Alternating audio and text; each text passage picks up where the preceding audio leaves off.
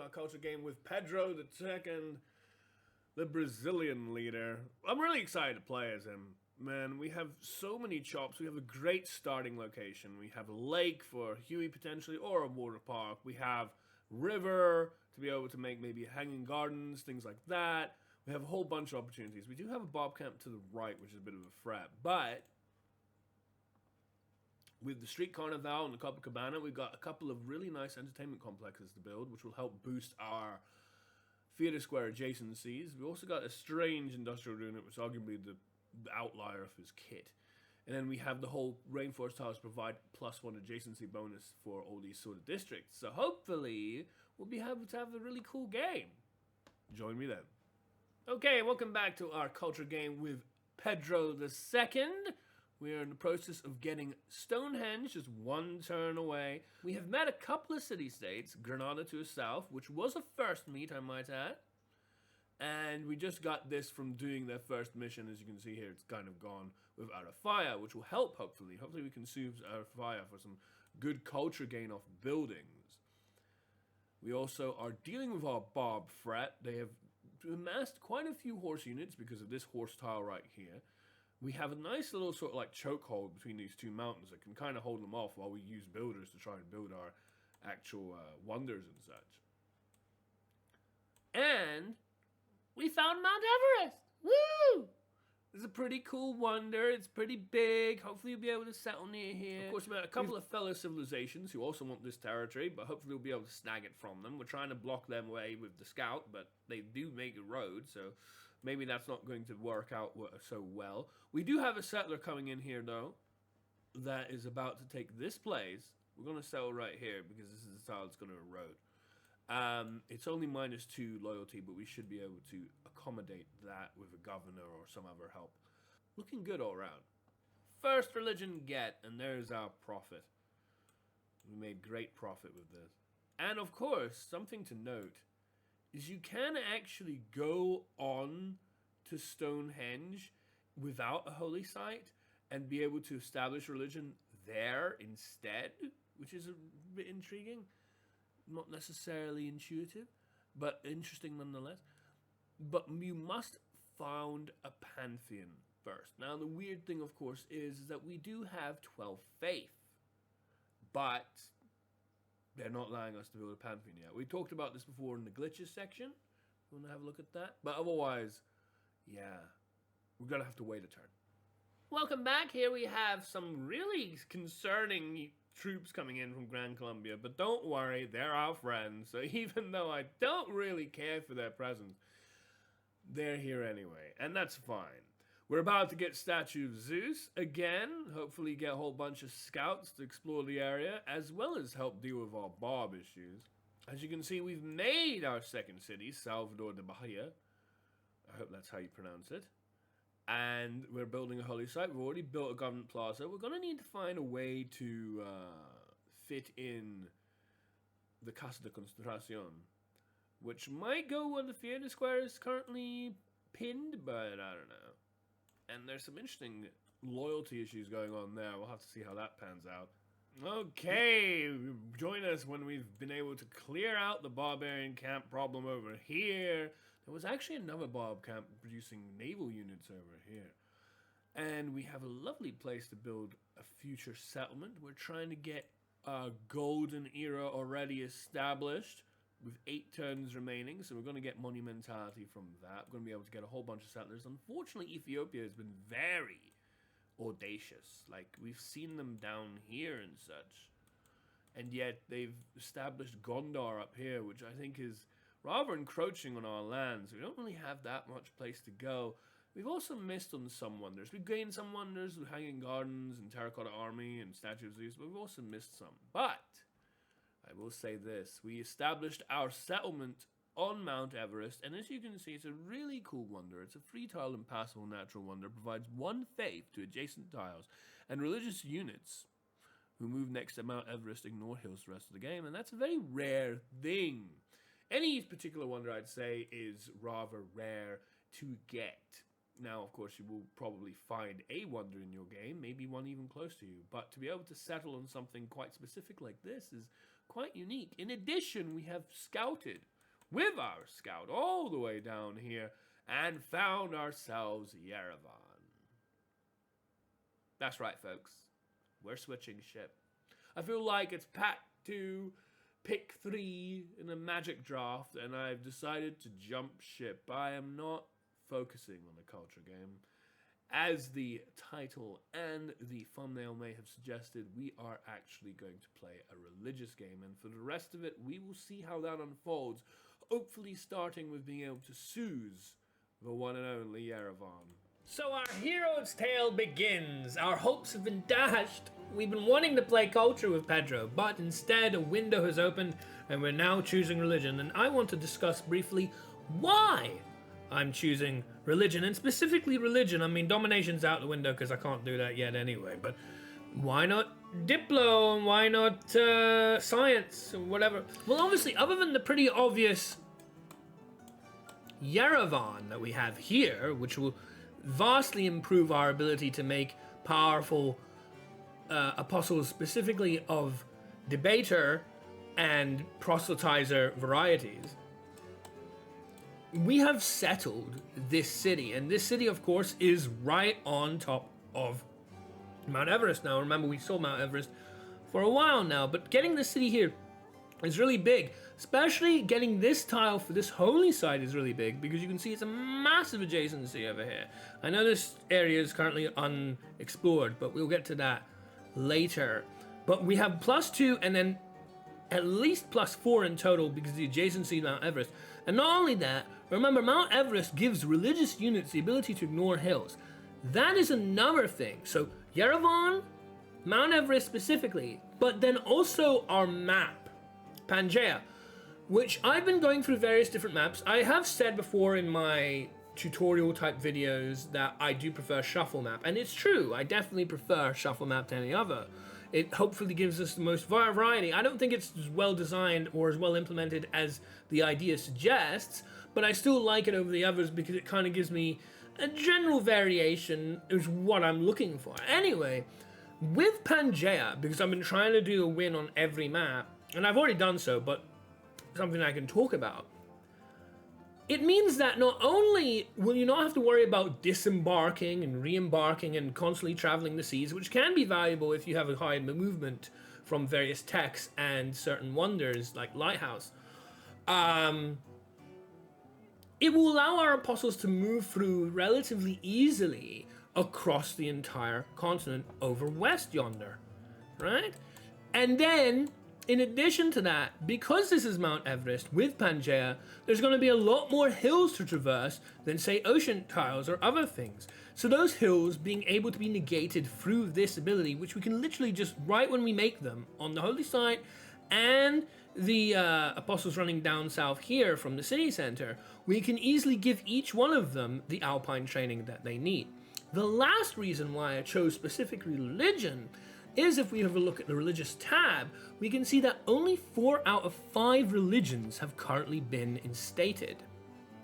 We do notice, however, that we have lost some things. Of course, because my original idea was to go culture, I got cathedral. That means I was not allowed to get mosque. Even if nobody has mosque, because I have cathedral, I can't choose mosque now anymore, because you can only choose one building type, only one of each symbol, the choir, the hands, the candle, and the book. Also, we lost out on Holy Order. I didn't get Holy Order early enough, and Catholicism has taken that. So it's going to make buying apostles and the amount of spreads they can do a little bit weaker. But we can still go for things like Hagia Sophia. We can still go for having Casa de Concentración and establishing, hopefully, Moksha in this city. And make a good army of religious units to conquer the rest of the land. You join us back as we start to make more of our empire. We realize that through exploration overseas that we can get to quite a nice bit of land north. Not expected really in a Pangaea map. I'm surprised there are any islands at all, but I'll definitely take it because we need the space since we've been kind of closed off quite quickly from the west. In addition to that, we are about to get Hagia Sophia. In one turn, this will be ours, and it's a really important wonder to get for a religious game. And the reasons why is because Missionaries and apostles, both, but I tend to just use apostles for a religious game, can spread religion one extra time. Must be built on flat land adjacent to a holy site district, and you must have founded a religion. But with Hagia Sophia, this allows us to effectively make up for our loss in the mosque. You know, we want as high a charge rate as possible. So we are going to make up for that by getting this. This also, of course, gives us extra faith, so that's always helpful, always nice. It is a beautiful and important monument, and an international intercultural treasure. Unless and until it can be shared by both religions in harmony, which would be a grand idea, it should remain a secular building, honoring both religions who have made it beautiful. Very nice. And as you can see, the name is Lubjo Vujovic, or Vujovic. I don't know how, Ljubo? I'm not entirely sure how you pronounce that, I apologize. But that's clearly, I think, a Serbian name, judging by the look of it. But that area of the world, Bulgaria, the capital of Bulgaria is Sofia. And although it probably has its own Bulgarian name, much like other countries have their own names, Sofia is usually spelt with an F, so it's interesting that they call this Sophia like the girl's name PH. But I don't know if that's actually accurate. Whatever. It's cool that we got it. Well, that's up to them. We're doing our own business, and that means getting our religion going. And to do that, we have one turn away from Casa de Construcción. As you can see, we have established Moksha, and he is indeed one promo away from starting the whole process off. We have indeed Suzerain Yerevan. All the pawns are now in place. Yeah, that's going to be really great. So now, of course, we need to get this religion out of here. So buy ourselves maybe a couple of apostles this way. Well, I don't really want to do that too much. Maybe I want to buy a missionary or two. And get this over here to convert here so we can actually start getting going. That apostle you saw, I chose to give them Pilgrim, and don't worry, they weren't wasted, even though it does add to the overall cost, so you gotta be careful with that. But of course, we had 2 extra slots, and we used it to convert the city that we needed to our religion, and then used it with the remaining free charges to get ourselves some tithe through the evangelism that we can do. This is a one that we've just made. It is now under our religion, and we have been funneling out apostles like mad. So much so that you may notice that we have both conquered the Ethiopia's lands, a couple on the north there, but it is under our religious rule now, alongside Gran Colombia. So we are making our way west. As you can see, all our apostles are marching across, through into Canada, and so on. I do believe, however, that now the 5th religion has been established, which is kind of disappointing because I was thinking less enemies, less rivals to have to fight against, better chance of getting our win. But whatever. I think the 5th one was actually Judaism, which was made by Canada. So, you know, half their cities don't even have it. And, you know, it's not even that strong. So it doesn't seem like that will be much of a threat anyway. A little bit late, whatever. And don't forget, we've also been making our own empire over here. We've finally been able to locate the barbarian camps. One was up north there, and the other one was down here. And we've lovely been able to get a whole ton of big, expensive units just simply through the beautiful power. And don't forget it, that is heathen conversion. One of the best abilities for an apostle in the game. Not particularly for religion, but for anything involving barbs, it is fantastic. So, we're making our way forward. Join us for more. No, they're killing Yerevan! It must be spiteful of our complete domination of the religion in their lands, and they have found our weak point. We cannot protect our dear beloved Yerevan, and we'll have to say goodbye to it in the coming turns. But something I want to talk about when it comes to doing a religious victory is that as we retain our friendship with Menelik, the bastard, we do generate an awful lot of grievances because it's kind of double whammy. You're given grievances, or they're given grievances against us, both for us telling them, sorry, we can't do it, and then also then continuing not to do what they're asking, which is to stop spreading our religion. In order to win a religious game, you have to spread your religion. Like, what do you want me to do? Of course I'm going to spread it if that's my win con. So what it means is something that I didn't really touch up on that I want to just briefly talk about is making sure that you befriend everybody if you can. Find everybody and befriend them all before you start. It does take a bit of getting up to speed, and as you saw, it took over 100 turns for us to start actively doing this religious conversioning. But once you start, you really don't want to have to deal with anybody not being happy with you. Once they're in friendship with you, you can always do this, and they will continue to accept, because they are AI after all. But getting to this point first is an essential part to make sure that you're not under any sort of war, that they're not condemning your units because you're at war, or anything else like that. So make sure to bear that in mind. Well, there she goes, resting in peace. And they just did it out of spite. They didn't even gain anything out of it. They just raised the damn city just to stop me from doing what I needed to. But no worries.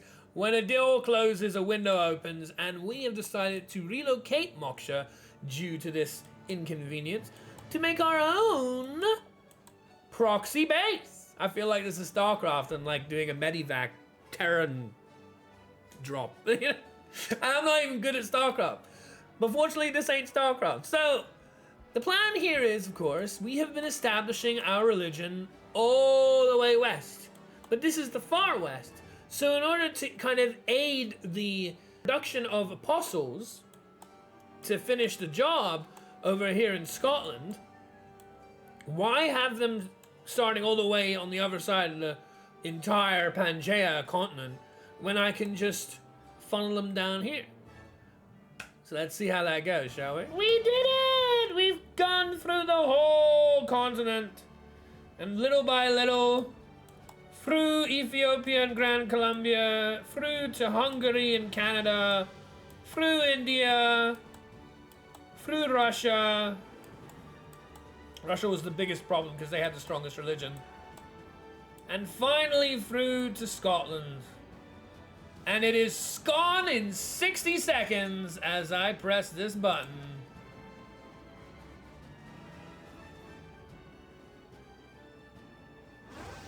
Woo! We have a basic need to believe in something greater than ourselves. Yay!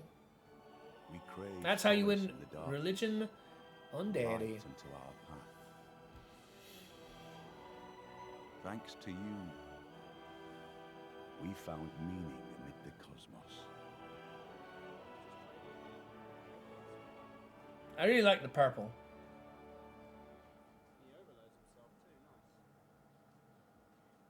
Tastes like purple.